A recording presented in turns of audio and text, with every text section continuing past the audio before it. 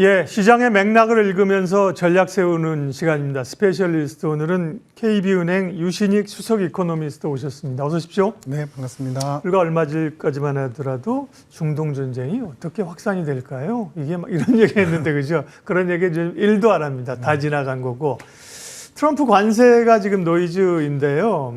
지난주에 유예 기간이 끝났고 지금 일단 8월 1일 정도까지 다시 좀 유예를 해놓은 상태인데 시장은 별로 신경 쓰지 않는 듯 합니다. 어떻게 양상이 전개될까요? 그러니까 관세도 비슷한 양상이 될 거다라고 이제 판단이 되고 네. 이란 전쟁 이제 말씀하셨던 예. 것처럼 일기 때도 우리가 경험해본 것처럼 트럼프는 항상 이 시즌이 있습니다.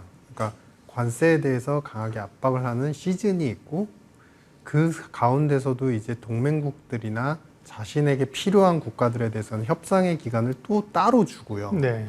그리고 나서 어느 정도 관세가 만족할 만한 수준까지 어느 정도 확보가 됐다고 하면은 사실 그 이후에 일기 때 같은 경우 18년도 후반기, 하반기 이후부터 이제 전반적으로 관세율을 다운시키는 협상 모드로 들어갔습니다. 네. 그러니까 이번에 그러한 이제 일기 때 타임 피리어드가 축약돼서 진행이 되고 있다라는 것을 참고해 보시면 사실은 지금 이미 중국 그리고 우호국들한테 전반적으로 우리가 보편 관세, 그다음에 산업별 관세 이러한 양상의 압박 정책이 이어졌고 지금은 이제 8월 1일을 못을 박아서 관세가 시행될 것이지만 국가별로 또다시 조율의 기간이 앞으로 생길 거다라는 기대감, 단순한 기대감이 아니라 실제로 과거에도 그랬기 때문에 이번 프레임에서도 세부적인 협상의 여지는 항상 존재한다.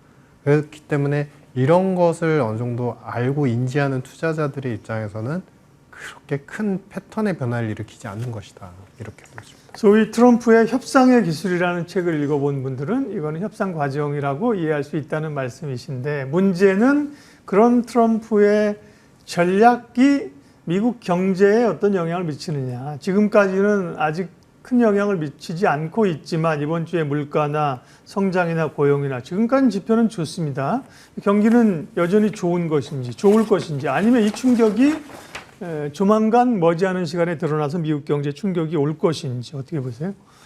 미국은 한마디로 말씀드리면 눈치 보기 작전에 들어간 경제다. 이렇게 네. 말씀드릴 수 있습니다. 그러니까 소득이나 앞으로 이제 감세안까지 더 시행이 되게 되면은 소득이 지금 좋은 상태고요. 가계소득 기준으로 보면은 올해 이제 1분기 기점으로 봤을 때 25조 달러를 상회합니다. 작년도에 25조 달러 내외에서 계속 등락을 거듭하다가 여전히 공고한 수준을 기록하고 있다라고 보시면 되고요. 저축률도 여전히 떨어진 상태를 유지하고 있습니다. 즉 돈을 쓸 여지나 여력 자체는 상당히 우호적인 측면이 있지만 반대의 측면, 눈치 작전이라고 표현드린 거는 심리 관련된 지표들, 소비자 기대 지수, ISM, 우리 이제 제조업 구매자 관리의 심리 지수, 경기 선행 지수. 이 선행 지수는 사실은 많은 심리 지표나 선행적으로 이럴 거다라고 예측된 지표를 종합해서 선행 지수를 만드는데 이 세 가지 지표들이 다 떨어지고 있습니다. 즉 이 얘기는 뭐냐면 앞으로 돈은 지금 계속 들어와요. 근데 앞으로 뭔가 불확실해, 뭔가 안 좋을 거야, 뭔가 어떻게 될지 모르겠어 라는 아주 좀 심리적으로 압박을 하는 그런 상태인 것이고 그 얘기는 뭐냐면 현재 소득이 좋고 이제 감세안도 곧 하반기 중에는 이제 본격적으로 시행될 예정이기 때문에 분명히 세후 소득 흐름도 좋을 것이다. 하지만 심리적인 압박 요인만 있고 그 부분만 해소가 되면 다시 경기는 턴어라운드를 할 수 있을 것이다. 그러니까 이게 침체 쪽으로 가고 그런 모드로 별로 갈 걸로는 그거보다는 견조한 쪽으로 보시는 거군요. 네, 맞습니다. 네, 그러게요. 금리는 어떻게 봐야 돼요? 사실은 금리를 조금 내릴 여지가 있다면 기업 투자라든지 주식시장에 긍정적인 영향이 있을 텐데 워낙 연준 입장에서는 지금 관세 리스크를 안고 있기 때문에 7월 인하는 지금 이제 어려움을 건너갔다고 봐야 되는 거 아니에요? 올해 2번 정도. 근데 금리 정책 자체는 전반적으로 투자자들이 이전처럼 그렇게 민감하게 안 봐도 되는 건가요? 금리도 물론 중요한 요소이긴 한데요. 이제 핵심은 뭐냐면은 금리 정책에 대해서는 경제적 정상 예측 범위를 넘어섰다는 거죠. 왜냐하면은 지금 우리 그래프에서 보시다시피 금리 인하의 사이클은 이미 시작이 됐습니다. 시작이 됐고 이게 정말 극단적인 경우에 물가 쇼크가 와가지고 설령 다시 금리가 한두 번 정도 오른다 친들 네.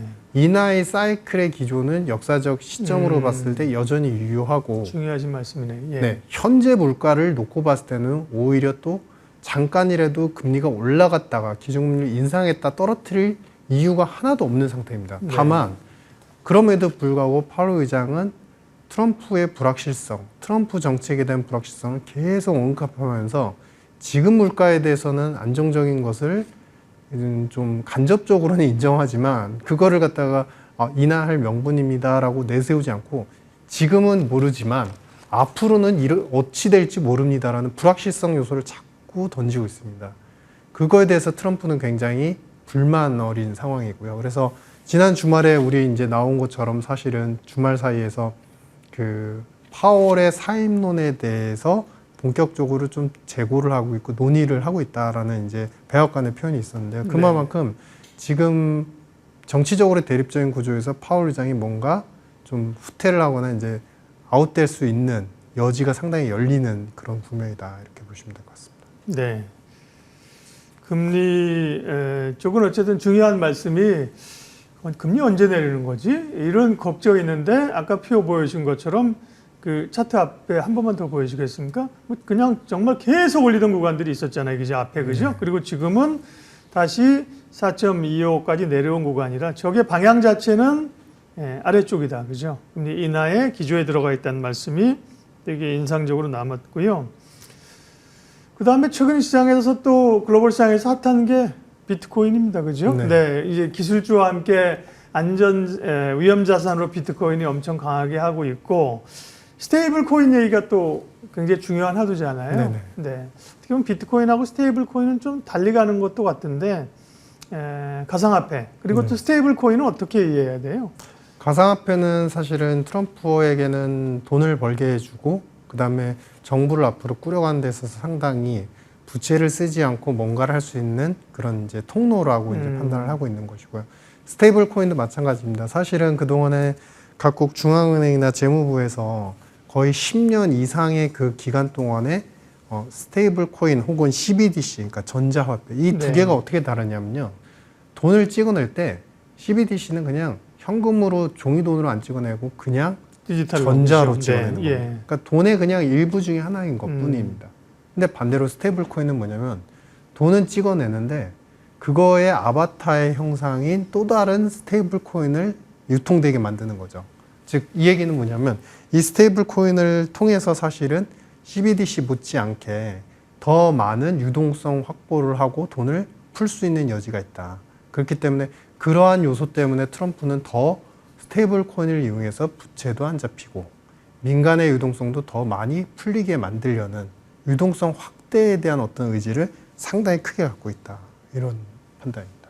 결국은 말씀하신 것처럼 이제 중앙은행이 하는 CBDC는 디지털로 전환하면서 각국이 좀 해야 될 그런 상황이었는데 지금의 스테이블 코인은 다시 어떤 패권 싸움, 그렇죠? 미국 중심의 달러를 지키기 위한 이런 걸로 가잖아요. 그러면 이제 스테이블 코인은 적어도 트럼프가 있는 기간에는 스테이블 코인과 그 움직임과 관련된 뭐 서클도 등락이 많잖아요. 이런 기업들은 계속해서 주목을 받을 수 있다고 보세요? 그렇죠. 네. 만약에 이제 CBDC냐 스테이블이냐 했을 때 이번에 선택을 스테이블로 했기 때문에 네.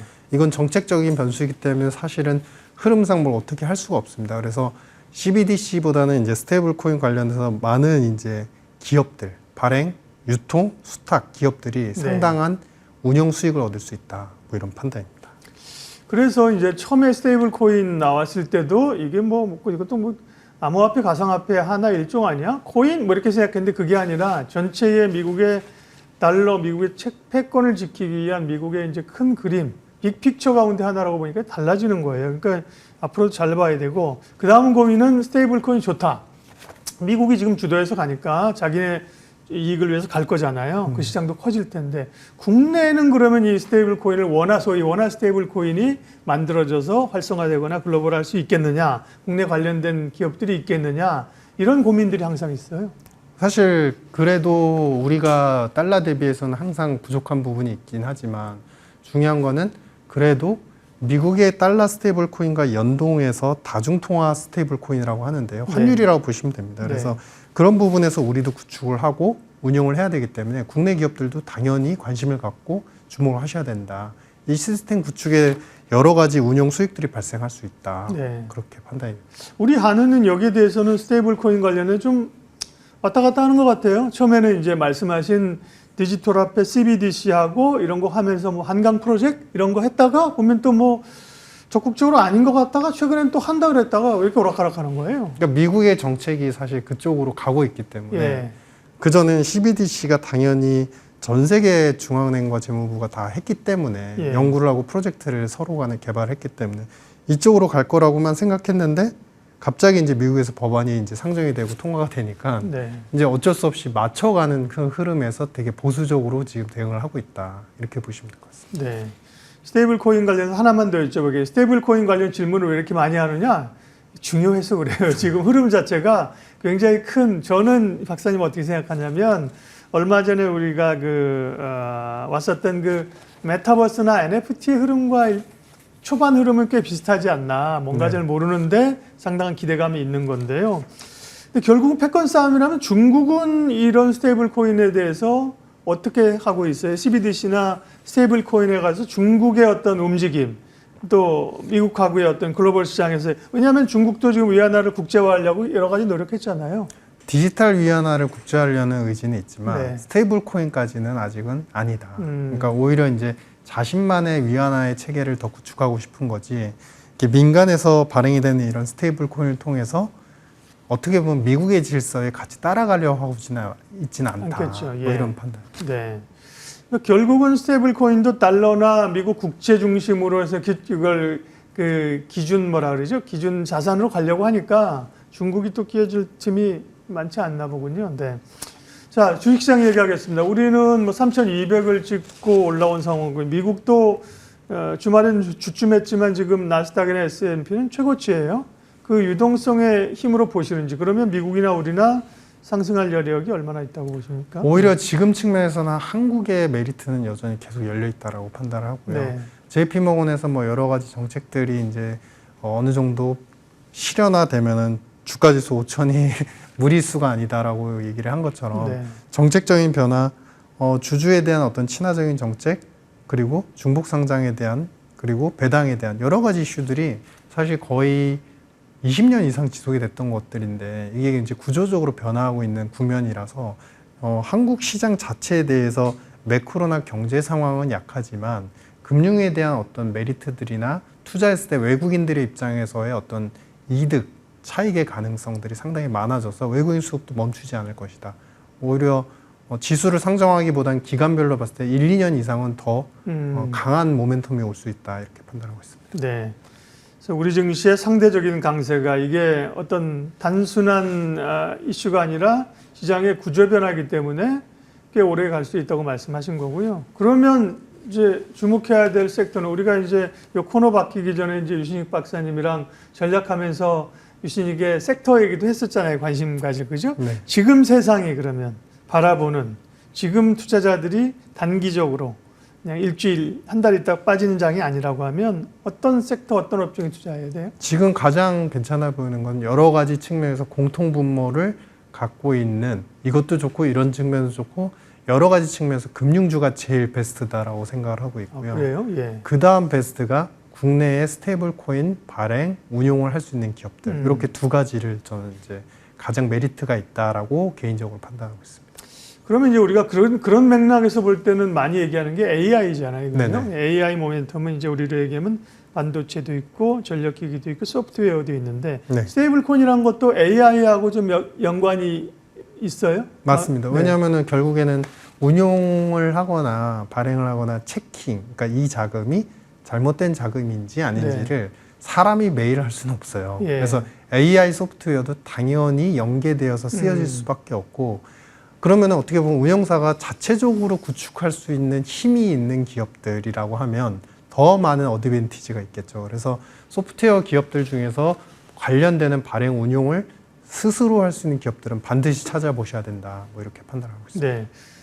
금융주는 말씀하셨는데 조금 악유가 있어서요. 금융주는 사실 뭐 증권주 같은 경우는 워낙 많이 올랐지만 일반적으로 금융주 할 때는 사실 증권주보다 은행이나 네. 지주를 얘기하거든요. 네네. 뭐 오늘은 보험이 좀 강합니다만 은행이나 은행 지주들이 이미 좀 많이 오른 것 아니냐. 정부의 부동산 규제 이런 것 때문에 좀 부담이 있을 수 있다는 얘기도 있거든요. 금융을 좋게 보신 거는 어떤 변화예요? 사실은 강세 시장에서 해외 시장을 보시면 네. 금융주들이 빠진 적이 없습니다. 예. 특히 은행주들이요. 그러니까 여러 가지 측면에서 우리나라 은행주들, 지주사들은 상당히 아직도 저평가 국면이다. 역사적인 어떤 모멘텀이라고 한다면 더 좋아질 여진이 있다. 이렇게 판단하고 있습니다. 네. 오늘 유수익 박사님과 매크로 이야기 했습니다. 관세 얘기, 금리 얘기, 그리고 스테이블 코인 얘기를 많이 했네요. 내일 스페셜리스트 예고합니다. 블루닷 AI 연구센터 강정수 센터장이 오십니다. 오늘 뭐 유수익 박사님도 얘기하셨지만 근간에 흐르는 게 이제 글로벌 시장도 그렇고 우리의 정책도 AI거든요. AI와 관련해서 궁금증이 많습니다. 관련된 거 내일 조금 더 오늘에 이어서 추가적인 논의하도록 할게요. 오늘 스페셜리스트는 여기까지 하겠습니다. 유신익 KB은행 수석 이코노미스트 함께했습니다. 고맙습니다. 네, 감사합니다.